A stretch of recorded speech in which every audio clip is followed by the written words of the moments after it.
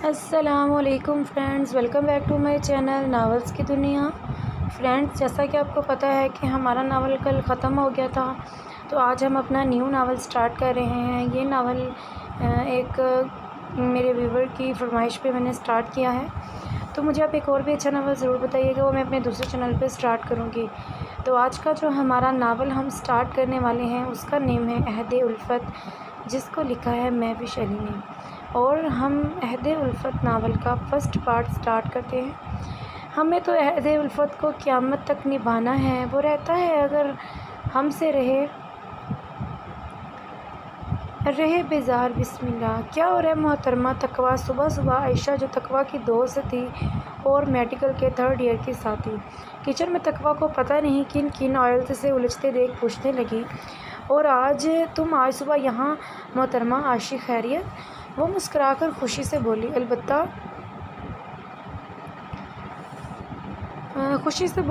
हैरान ज़रूर हुई, क्योंकि आयशा के मुताबिक वो कभी भी अपने अच्छे मूड का यहाँ आकर हरगिज़ जनाजा नहीं निकालना चाहेगी।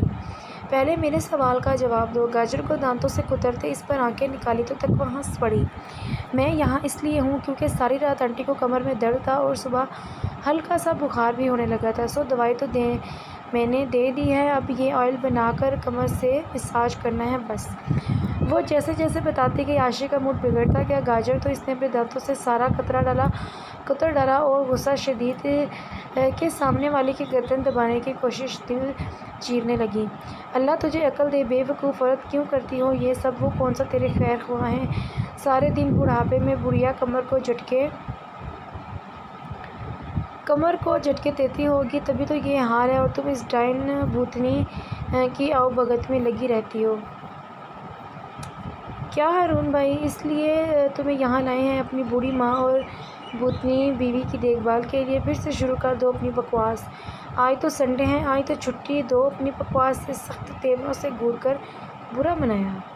नहीं तो रहने दे, आज मैं हारून भाई से बात करके ही रहूँगी कि तुम यहाँ मेडिकल पढ़ने नहीं, मासी की नौकरी करने आई हो। वहाँ तुम्हारा भाई दिन रात एक करके तेरे लिए कमाता और बड़े बड़े ख्वाब देखता है कि इसकी तकवा डॉक्टरनी बनकर अपने गांव के मासूम गरीब लोगों का इलाज करेगी और अपने बाप का नाम रोशन करेगी।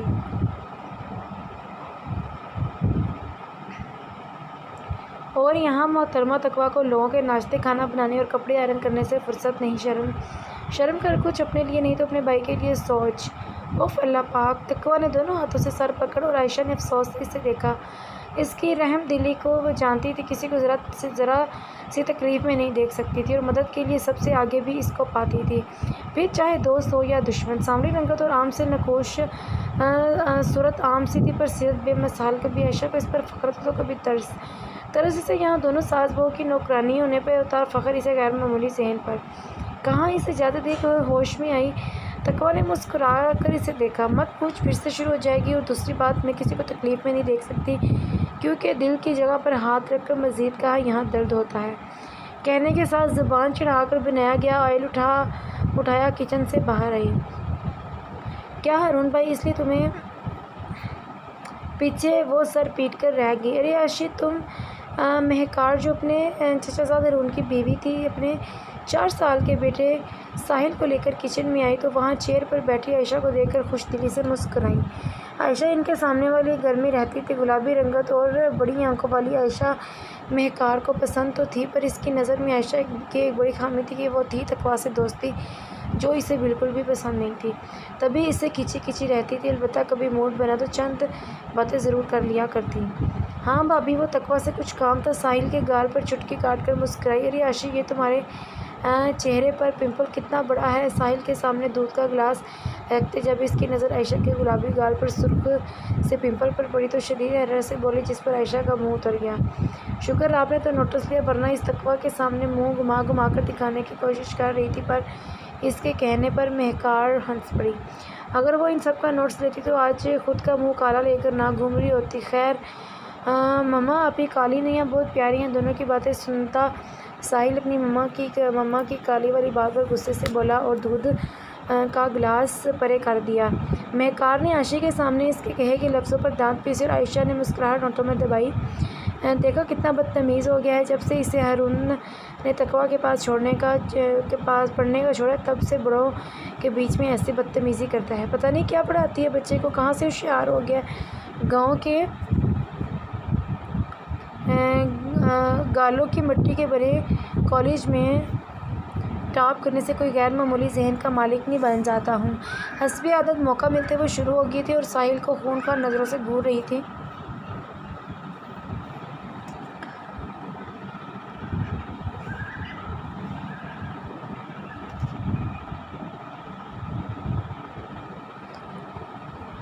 अच्छा, मैं तकवा के पास जा रही हूँ, वो कह के जाने लगी। तभी पीछे से बोली, सुनो, इसे कल ही मुझे एलोवेरा जेल से क्रीम बनाकर दिया, पिंपल की चाहो तो वो दूँ? नहीं भाभी, मैं इसे कहती वो बना देगी। ये आप रखे, शायद इससे मैल मेरा मतलब पिंपल ख़त्म हो जाए। मुस्कुराकर कहती वहाँ से चली गई। चमची कहीं की। पप्पू सारा बड़बड़ाती गिलास साहिल के मुंह से लगाकर अपना गुस्सा ठंडा करने लगी। कुछ देर बाद फ्रेश हो जाइएगा, फिर देखेगा कमर दर्द कैसे चुटकियों में भागता है। वॉशरूम से हाथ धोकर दुपट्टे से पहुंचती बेड पर पड़ी सायरा बेगम से बोली, अल्लाह बगाई इस मोए दर्द को, मुझे तो सारी रात सोने नहीं दिया। तो सायरा बेगम की आह पर तकवा को इस पर तरस सा आ गया और माजी में अपने बाबा के कमर का दर्द याद आया। हाँ, जब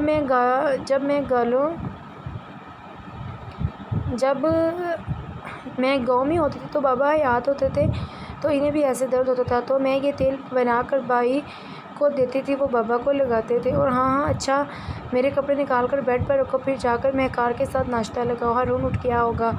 इसकी बात काटकर सायरा बेगम जल्दी से बोली तो तकवा नम आँखों से मुस्कुराई और सर हिलाने लगी। बाहर खड़ी बातें सुनती आयशा का दिल किया वो तकवा का गला दबा दे। आखिर किस मिट्टी से बनी थी ये लड़की। आशी कह रहे तुम अभी यहाँ हो? फल्ला, मैं तुमसे आने की वजह तो पूछना भूल ही गई। सायरा बेगम के रूम का दरवाज़ा बंद करके सामने खड़ी लाल टमाटर सी गुड़िया जैसी आयशा को नज़रअंदाज करके वो आगे बढ़ गई। हाँ, और मैं भी यही वजह बताने आई हूँ तुम्हें कि मेहरबानी करके मेडिकल छोड़कर हकीम बन जाओ और सबको टोटके देती। फिर गुस्से से कहती, पाँव पटकती जाने लगी, आशी यार क्या चाहती हो तुम कि किसी को तकलीफ़ में देखकर ज़रा सी भी मदद ना करूं? तकवा ने रोहानसी लहजे में इसके पीछे आते कहा। इसकी बात पर आयशा मुड़कर इसकी नम आंखों में देखने लगी। क्या तुम्हें मेरी तकलीफ़ दिखाई दी?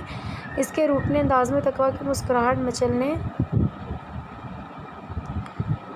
लगी, पर जानती थी अगर हंसी तो फंसी, इसलिए अपनी प्यारी से दोस्त को मज़ीद सताने का इरादा तर्क करके बोली, हाँ दिखाई दी अपनी प्यारी सी दोस्त की कैफियत थी तो कह रही हूँ, जाते हुए मेरे रूम से भी चक्कर लगाती जाना। रूठी आयशा इसकी बात को समझकर झूम उठी। इसे गले से भींचकर चीखी, और तकवा कितनी प्यारी हो यार तुम, गांव के लोग बड़े कमाल के होते हैं सच्ची यार। पर अभी तो कोई कह रहा था मुझे मेडिकल छोड़कर हकीम बनना चाहिए। अच्छा, किस पागल ने कह दिया बताना? इसकी सीरियस अंदाज में तकवा हंस पड़ी। अच्छा चल अब चलती हूँ, कल मिलेंगे यूनी में, और प्लीज़ भाभी साहिबा को कोई आंखों का सुरमा बना दो जिससे वो इंसान के बातें हुस्न को भी देख सकें। कहने के साथ मुँह बनाकर चली गई और तकवा पीछे देखती रह गई। पागल है, दोस्ती में सबसे झगड़ने लगी है। इसकी मोहब्बत को महसूस करते हुए मुस्कुरा दी। तकवा अपने भाई दानियाल फ़ारूक के साथ गांव में रहती थी। माँ बाप का इंतकाल बचपन में ही हो गया था। माँ बाप के बिछड़ने के बाद दोनों भाई बहन को इनकी फूफो ने पाला था। दानियाल ने भी तालीम मुकम्मल की तो इसे एक अच्छी कंपनी में जॉब मिल गई। जब तकवा ने अपनी मेहनत से कराची के मेडिकल कॉलेज में इंटरेस्ट में पास हुई तो दोनों भाई बहन कराची शिफ्ट हो गए। उन्होंने अपनी फूफो को बहुत कहा पर अपने गाँव को छोड़ने पर तैयार न थी। दानियाल के पास गांव में अपनी कुछ ज़मीनें थी जिस पर इसने अस्पताल बनाने का ख्वाब देखा था, पर ज़िंदगी ने इन्हें इतनी मोहलत न थी। दोनों भाई बहन अपने माँ बाप के ख्वाब से आगाह थे, तभी अपने बाप के बाद ख्वाब इन दोनों की आंखों में पलने लगा। कराची में इनकी बहुत अच्छी ज़िंदगी गुजर रही थी। दानियाल की दोस्ती हारून शाह से हुई जो कंपनी में मैनेजर था। हारून शाह बहुत अच्छा और सीधे सुलझे मिजाज का मालिक था। 2 साल में दोनों की दोस्ती बहुत गहरी होगी। फैमिली से मिलना मिलाना हो गया और आने जाने लगी है वहाँ। तकवा की मुलाकात आयशा से हुई। दोनों मेडिकल कॉलेज में एक दूसरे की छोटी मोटी हेल्प को इग्नोर करती रहती थी, पर यहाँ पर मिलकर मुलाकात दोस्ती में बदल गई और आगे चलकर कोई गहरी मुश्किलात नहीं हुई। हारून शाह के घर में तकवा के गाँव का होने और सांवली रंगत पर दोनों सास को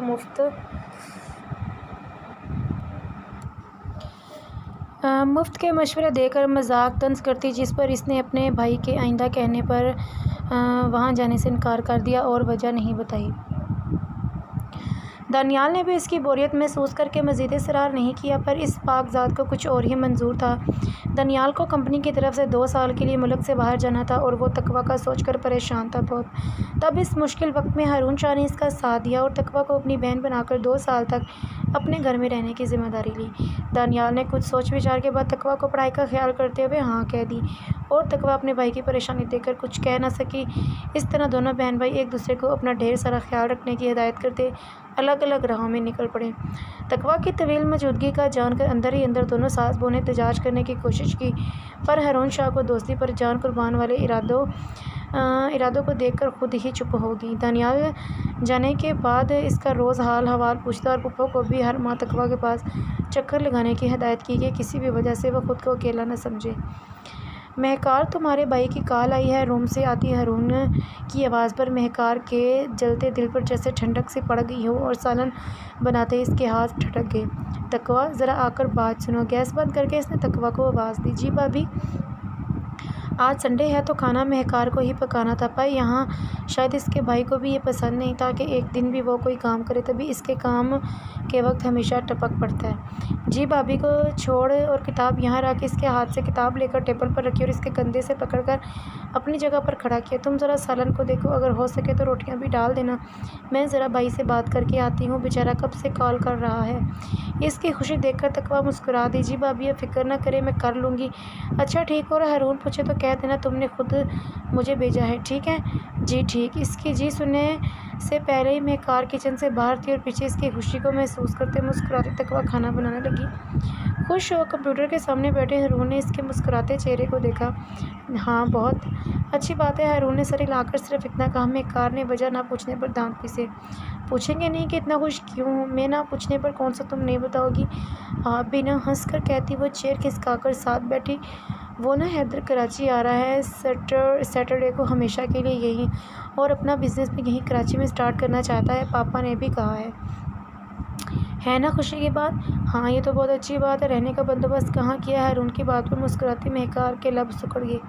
क्या मतलब कहाँ रहेगा? बहन के घर के होते हुए यहाँ यहीं रहेगा और क्या? महकार गुस्से से उठकर खड़ी हो गई, जानती थी इसके एतराज़ की वजह।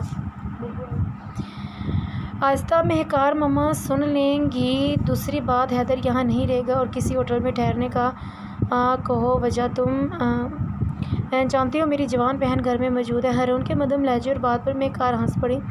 वाह हारून साहब, 1 मिनट में अपनों को गैर और गैरों को अपना बना लिया। लेकिन एक बात आपको बताऊं तो मेरा भाई किसी गांव या गली से नहीं आ रहा, ना ही कोई मवाली टाइप है जो जैसी फजूल आई कबूल है। आपकी इत्तला के लिए अर्ज़ है कि वो अमेरिका से आ रहा है और इसकी पसंद नापसंद को मुझसे बेहतर कोई नहीं जान सकता। ये आपको गारंटी देते हुए कि काला रंग इसे ज़रा भी नहीं पसंद, तो इसलिए बेफिक्र रहें। क्या बकवास है, क्या कहना चाह रही हो? हारून भी उठकर खड़ा हो गया। वही कहना चाह रही हूँ जो आप समझ रहे हैं। और एक और बात, अगर मेरा भाई यहाँ नहीं रह सकता तो इस मुँह बोली बहन का भी सामान पैक करवाएं या मेरा। हारून की आंखों में देखते वो अटल लहजे में बोली। पापा क्या हुआ? साहिल अपने माँ बाप की तेज़ आवाज़ पर सहमा सा रूम में आया। कुछ नहीं मेरा बेटा, जाओ अपी के पास खेलो। कुछ कहने को मुंह खोलता है हारून साहिल को देखकर चुप हो गया और महकार पर एक हसीली नज़र डालकर इससे बोला। गया था पापा, पर आप ही ने कहा बाद में खेलेंगे, अभी खाना बना रही हैं। अच्छा, तुम दादो के पास जाओ। शाबाश। हारून साहब के कहने पर साहिल सर हिलाकर चला गया और वो तो खामोशी कड़ी महकार की जाने मुड़ा। तकवा खाना बना रही? क्यों महक? हाँ जी, आपके दिल में तो बड़ी चोट पड़ गई। वो क्या, आपकी बहन साहिबा सारा दिन बैठ बैठ कर थक जाती है तो इसने खुद ही मुझे जाने को बोला। वैसे एक बात मुझे समझ नहीं आती, चेहरे पर मक्खर और मुस्कुराहट से जाए वो सोचने लगी। हारून ने कुछ ना समझते इसे देखा कि अचानक मुस्कुरा क्यों रही है। ये कि आजकल कोई मुफ्त का मशवरा नहीं देता और आप किसी गैर के लिए अपनों को धुतकार रहे हैं, ये बड़ी बात है। हारून की शर्ट पर उंगली घुमाते वो हंसने लगी। इस बकवास का मतलब क्या? महकार क्या सबको अपने जैसा मतलबी समझती हो? हारून चीख पड़ा। मतलब वही है जो आप समझे हैं हारून साहब। तुम हद से बढ़ रही हो महकार। हद आपने कर दी हारून, और मैं कह रही हूँ मेरा भाई यहीं रहेगा बस। हारून के गुस्से से सुर्ख आंखों में देखते हुए चीखती बाहर निकल गई। और हारून से तो यकीन नहीं हो रहा था ये इसकी महकार है जो इससे बेइंतहा मोहब्बत करती, जिसके लिए अपनी शानदार ज़िंदगी को छोड़कर 3 कमरों वाले छोटे से घर में आ गई। काफ़ी देर खामोश परेशानी में खड़ा था कि अचानक मोबाइल की रिंगटोन पर मुड़कर टेबल पर देखा, जहाँ स्क्रीन पर दानियाल फ़ारूक का नाम जगमगा रहा था।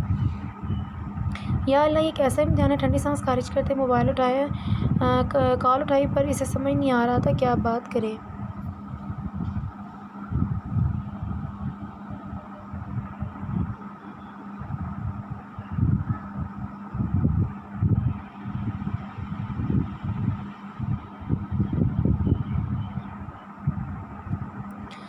क्या हुआ? उदास और यूनी से वापसी पर रास्ते में चलते पूछा। तुम्हें कैसे मालूम हुआ? तकवा मुस्कुराकर बोली, मैं तो काफ़ी दिन से देख रही हूँ तुम बहुत उदास लगने लगी हो।